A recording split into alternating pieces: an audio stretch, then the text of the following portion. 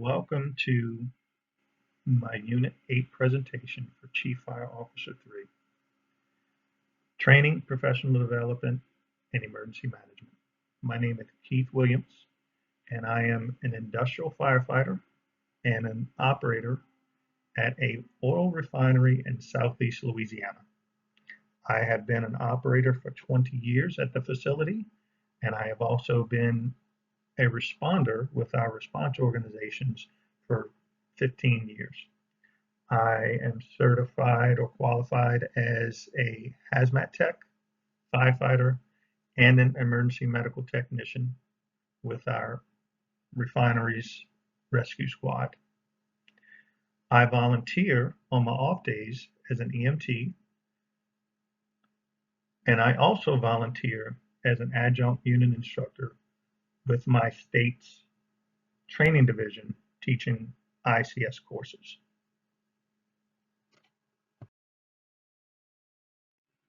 Unit learning outcomes utilized for this assignment all come from Chief Fire Officer 1, and those are 6.1, identify methods for facilitating ongoing training to enhance team competence and readiness. 6.2, recognize continuous learning and professional growth opportunities within an organization. 6.4, select procedures for supporting personnel in pursuing certifications and professional development opportunities. And lastly, 8.1, identify tactics to lead complex emergency responses. I chose these 4 unit learning outcomes based off of my career as an industrial firefighter. We train a lot on tactics for the types of fires that we face. Our training, it may seem like an exaggeration to say, but it never ends. We conduct weekly drills. We conduct those being firefighting drills, emergency medical response drills, hazmat drills. We're conducting drills all the time, and we're training all the time. So training is a big portion of what we do. And in my opinion, you can never train enough for the type of fires that we're going to fight. We have unlimited fuel sources most of the time. Our fires are much hotter than your standard structural fire. So there's going to be different tactics. We have to be a little bit more aggressive in our tactics when we're fighting these fires. The other thing I wanted to key on is our complex emergency responses. Our incidents tend to grow in complexity really, really quick. It usually starts out as a small fire on a piece of equipment, has the opportunity to grow in size and complexity really fast. So going to the training, the classes, that's going to help you in those complex emergency responses is vital for us, because we're going to rely heavily on our mutual aid. And we have to be able to integrate seamlessly as leadership organization to attack that fire and preserve life, preserve our equipment, and preserve the environment. And you can only do that through training individually and together with mutual aids.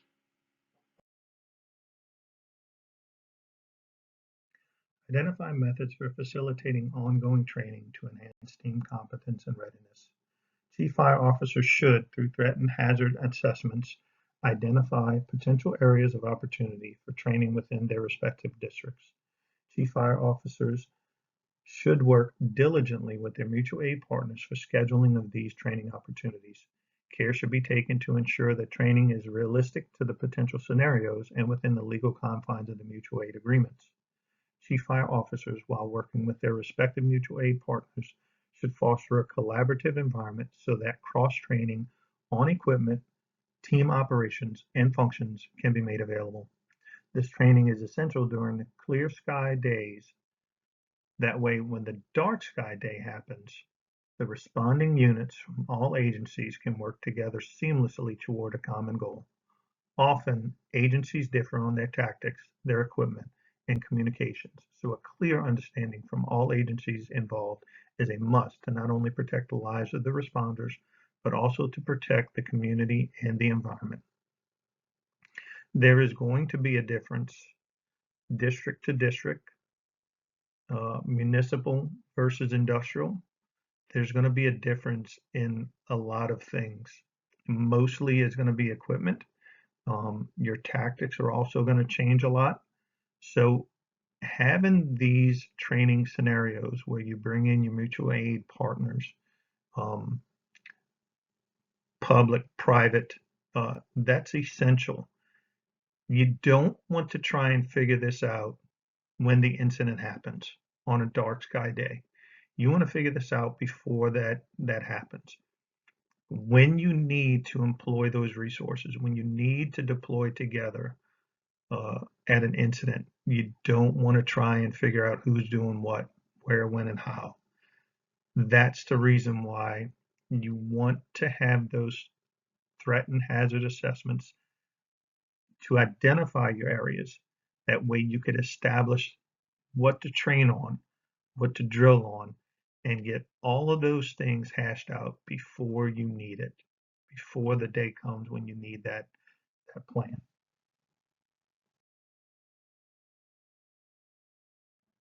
Another method of training that Chief Fire Officers could utilize to enhance team confidence, readiness, and promote collaboration between mutual aid partners is the use of tabletop drills. These drills could be run based off of threat and hazard assessments to develop training needs for future events.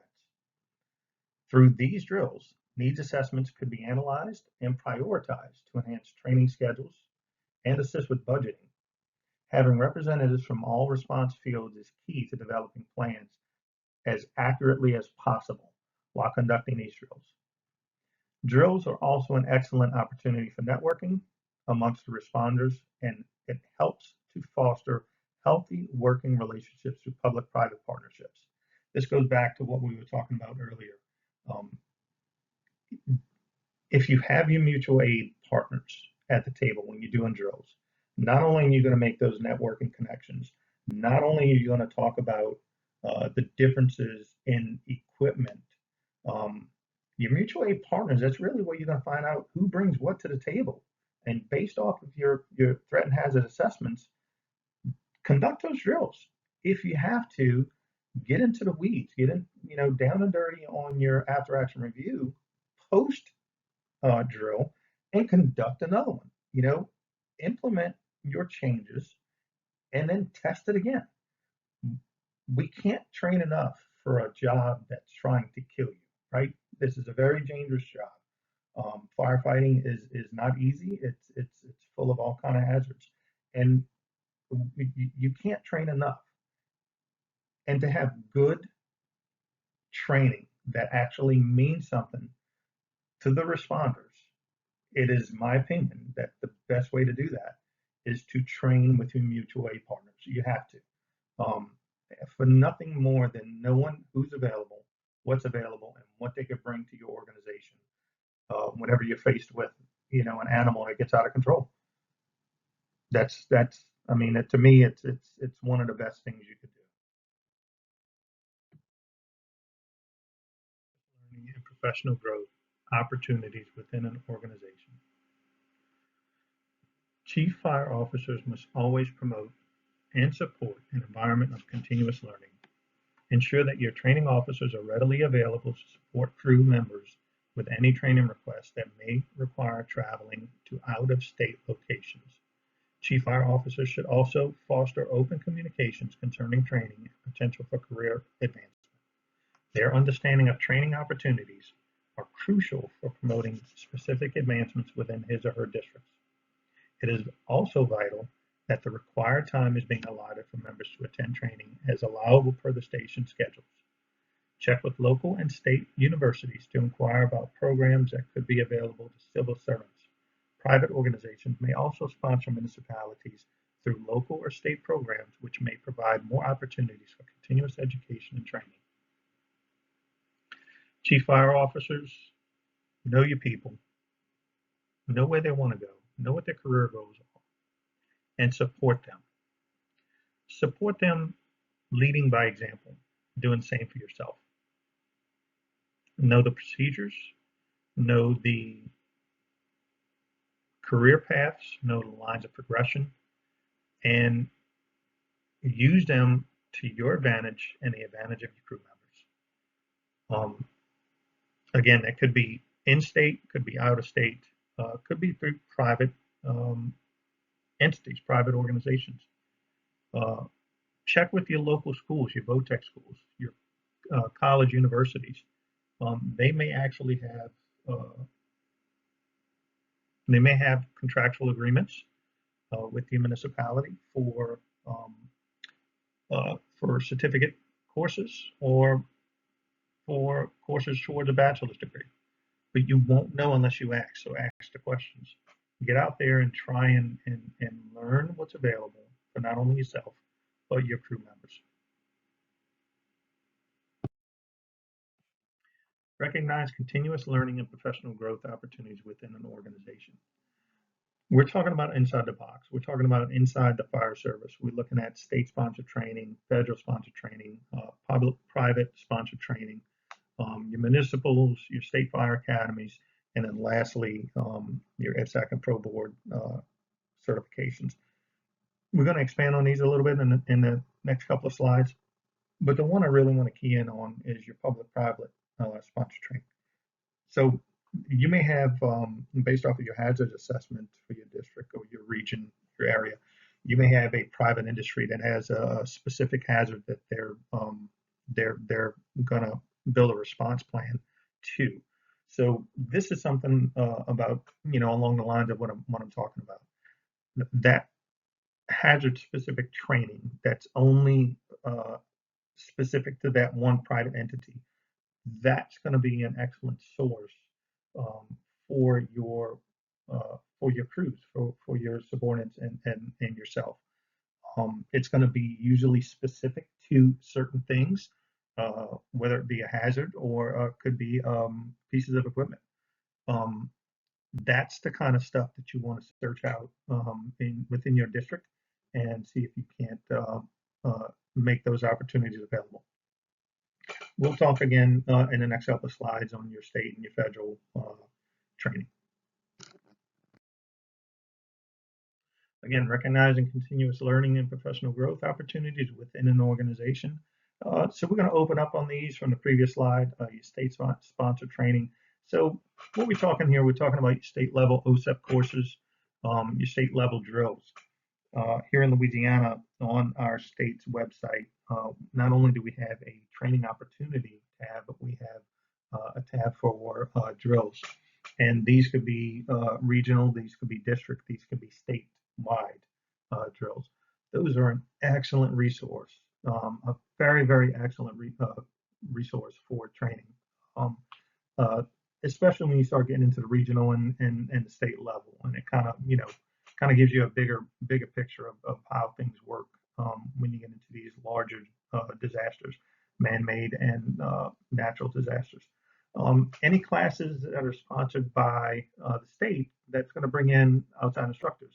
So an example would be like your Type 3 All Hazard Incident Management Team course, where you bring in some NFA instructors, because that is an NFA course.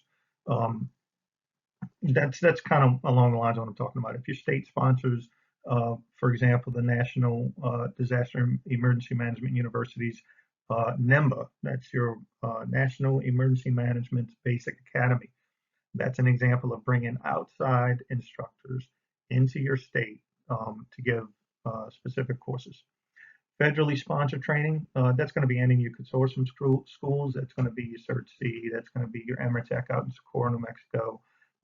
That's what we're talking about with your federally sponsored courses.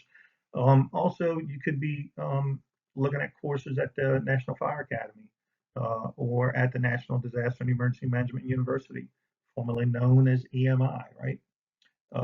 Next is going to be your public-private sponsored training. Again, that's going to be specialty training by your private entities In the previous slide, I kind of dove into that a minute. It's not only going to be hazard specific; it could be equipment specific. Um, it could be training offered at a local level, but by other municipalities. So that an example of that would be, our facility and the specific type of hazard we deal with, but going out, 2 or 3 counties over, um, they might not necessarily respond to a smaller incident, but if we have a larger scale incident, we may have to bring them in. Well, we want those people trained on what we have to deal with and how to handle it, our procedures and protocols for those specific hazards. So we'll train those guys up once a year, at least at a minimum once a year. We'll offer neighboring communities, not just our own community and municipalities to come in and offer the training for those guys. Select procedures for supporting personnel in pursuing certification and professional development opportunities. One of the key ways that Chief Fire Officers can support personnel in pursuance of certification and professional development is to be familiar with the pathways to credentialing and further education. Ensuring that personnel have access to and understand the credentialing agencies such as the Center for Public Safety Excellence, CPSE, the Commission on Public Credentialing, CPC, the International Fire Service Accreditation Congress, IFSAC, and Pro Board. Also, by utilizing the National Professional Development Matrix, NPDM XLS2, as a strategy for professional development, Chief Fire Officers can ensure their personnel are following a recognized career planning resource, U.S. Fire Administration 2022.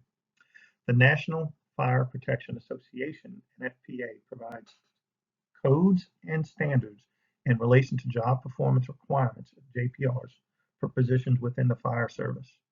For example, NFPA 1021 is a standard for fire officer professional qualifications. NFPA 1081 is a standard for facility fire brigade member professional qualifications.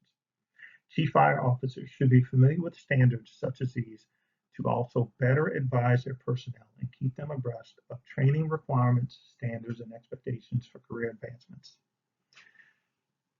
If you don't know your line of progressions for yourself and your subordinates, then you could be serving an injustice to yourself and your subordinates by taking classes and courses and educational opportunities, classes, degrees, and they not apply or equate to a career plan. You have to know where your subordinates, including yourself, what is your goals? What are you trying to achieve in order to better service yourself and your subordinates?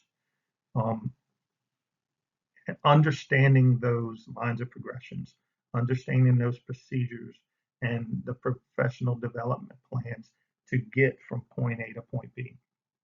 If not, at the end of the day, there's nothing more frustrating than realizing that you just wasted resources,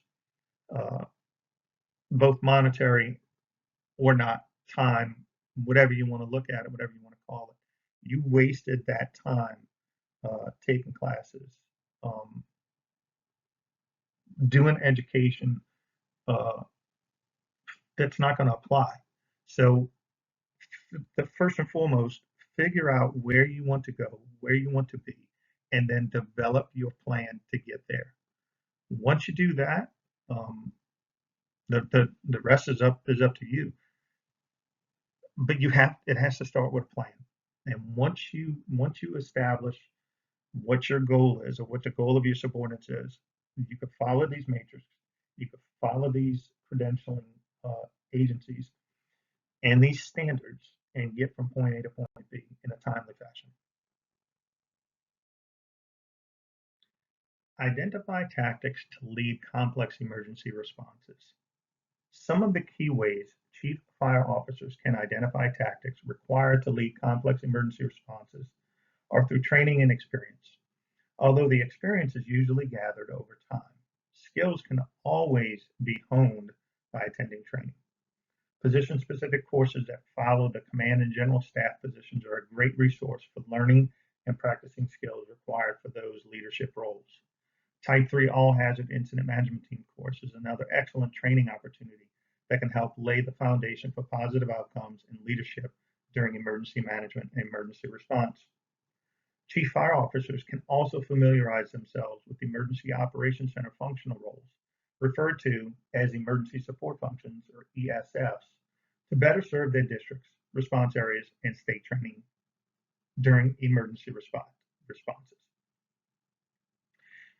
As you move up your chain of command, as you advance in your career, you're going to go from the responder level to the manager level. And when I teach my 300 and 400 classes, you start off with classrooms full of emergency responders. And what I tell my students is that I need to get you to stop thinking as an emergency responder and start thinking as an emergency manager. So I'm taking you off of the street field of view, and I want you to start backing up 5, 10, 15,000 feet, looking at it with a bird's eye view. At some point, you have to understand that you are no longer pulling up at a scene and jumping off the truck and fighting a fire. You're a manager.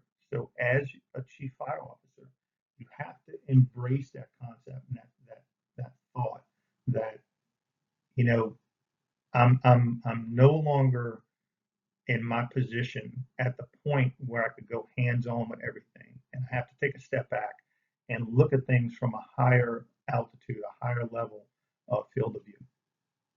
A lot of these classes that I'm referring to here, your Type 3 All Hazard Incident Management Team course, they're going to look at and they're going to basically force you into that role.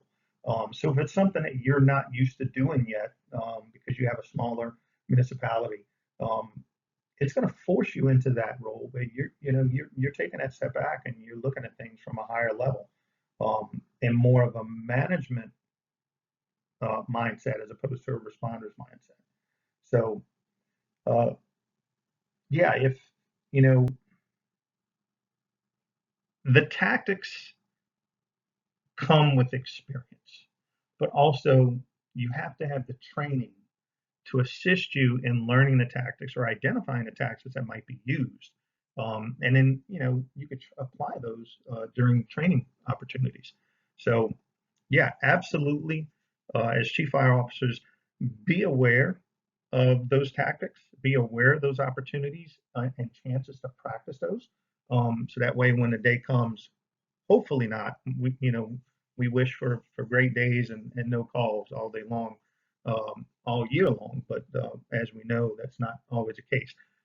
You want to be able to train on those, identify those tactics, um, take advantage of the opportunities to apply those in the training environment. That way, when a dark sky day does happen, you have the confidence in not only yourself, but your subordinates, your crews, your team members to carry that out during your response.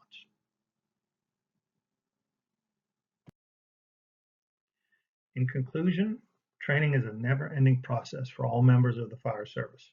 Chief fire officers should be the stewards for training to their subordinates by attending conferences, seminars, and courses to not only set the example, but sharpen their skills and maintain proficiency.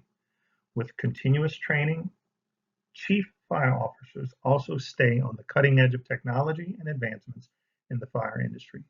Emerging trends, along with new tactics and technologies, are often shared in training environments. Through this leadership, chief fire officers set the example for their personnel and also offer guidance for professional development and ensure our responders are better prepared. I would like to thank you for your attention and your time.